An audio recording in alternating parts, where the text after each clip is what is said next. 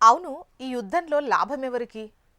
ప్రపంచ చరిత్రలో యుద్ధాలు రక్తపాతాన్ని మిగిల్చడమే కాదు, మరోవైపు సరికొత్త భౌగోళిక రాజకీయ సమీకరణాలకు పునాది వేస్తాయి.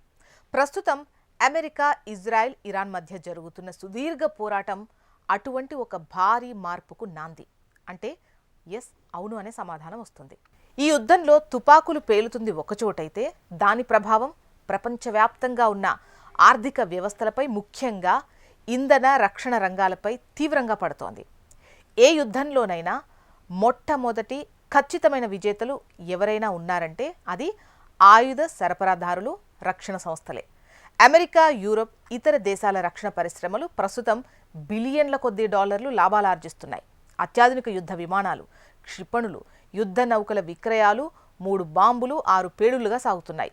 యుద్ధం ముగిసినా, కాల్పుల విరమణ ప్రకటించినప్పటికీ ఆ తర్వాత ఏర్పడే అభద్రతా భావం ఉంటుంది కదా, దానివల్ల దేశాలు తమ రక్షణ బడ్జెట్ను పెంచుకుంటూనే ఉంటాయి. ఇది రక్షణ రంగ సంస్థలకు దీర్ఘకాలిక లాభాలు చేకూరుస్తుంది. ప్రస్తుత పరిస్థితుల్లో రష్యా అతిపెద్ద లబ్ధిదారుగా మారింది.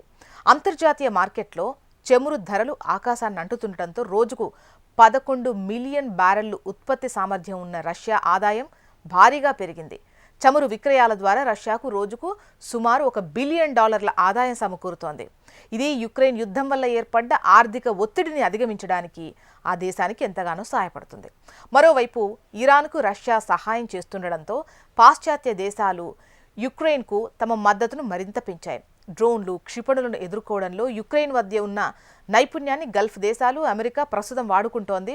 తద్వారా యుక్రెయిన్ కూడా ఈ యుద్ధం వల్ల పరోక్షంగా లాభపడుతోంది. మరోవైపు ఇరాన్ యుద్ధం వల్ల అత్యంత నష్టపోతున్న దేశాల్లో చైనా అగ్రస్థానంలో ఉంది.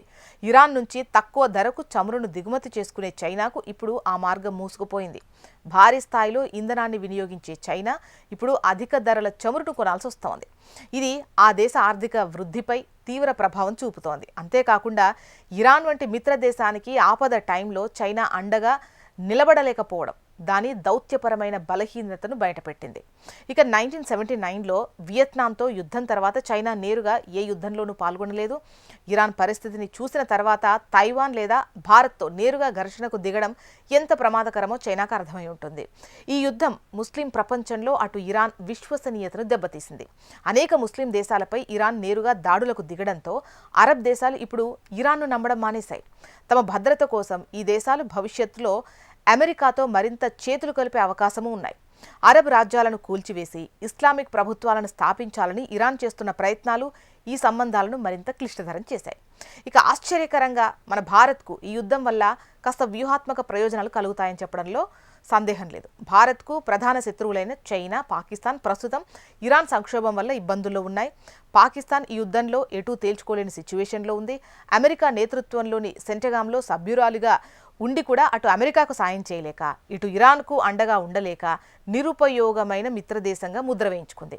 చైనా తన సొంత ఇంధన సమస్యల్లో బిజీగా ఉండటంతో భారత్ సరిహద్దుల్లో ఉద్రిక్తతలు తగ్గే అవకాశం ఉంది. భారత్ పట్ల శత్రుత్వంతో వ్యవహరించే టర్కీ ప్రస్తుతం ఇరాన్తో ఘర్షణ వల్ల తన అంతర్జాతీయ స్థాయిని కోల్పోయింది. డొనాల్డ్ ట్రంప్ ప్రస్తుతం ఇరాన్ వ్యవహారాల్లో తలమునకలై ఉండటంతో భారత్పై అమెరికా ఒత్తిడి తాత్కాలికంగా తగ్గింది. చమురు ధరలు పెరగడం వల్ల భారత్కు స్వల్పకాలిక ఇబ్బందులు ఉన్నప్పటికీ సుమారు 30 రోజుల్లో ప్రత్యామ్నాయ మార్గాల ద్వారా ఇంధనాన్ని పొందే అవకాశం ఉండటంతో భారత్ ఈ నష్టం నుంచి త్వరగా కోలుకునే ఛాన్స్ ఉంది. ఈ యుద్ధం వల్ల ప్రపంచ దేశాలు ఒక పాఠాన్ని నేర్చుకున్నాయి. మధ్యప్రాచ్యంపై ఆధారపడడం ప్రమాదకరమని గ్రహించి ప్రత్యామ్నాయ ఇంధన వనరుల వైపు మొగ్గు చూపుతున్నాయి. కర్గ్ ద్వీపం వంటి కీలక ఇంధన కేంద్రాలపై దాడులు జరిగే అవకాశం ఉండటంతో చమురు దిగుమతి చేసుకునే దేశాలు తమ ఇంధన భద్రతను పటిష్టం చేసుకుంటున్నాయి. ఇరాన్ యుద్ధం ప్రపంచ దేశాల మధ్య అదృశ్య గోడలను నిర్మిస్తోంది. భారత్ వంటి దేశాలు ఈ గందరగోళంలో మౌనంగా ఉంటూనే తమ వ్యూహాత్మక ప్రయోజనాలను కాపాడుకుంటున్నాయి. శత్రువులు తమలో తాము పోరాడుకుంటున్నప్పుడు భారత్ ఒక ప్రేక్షక దేశంగా ఉండి లాభపడుతోందని చెప్పొచ్చు.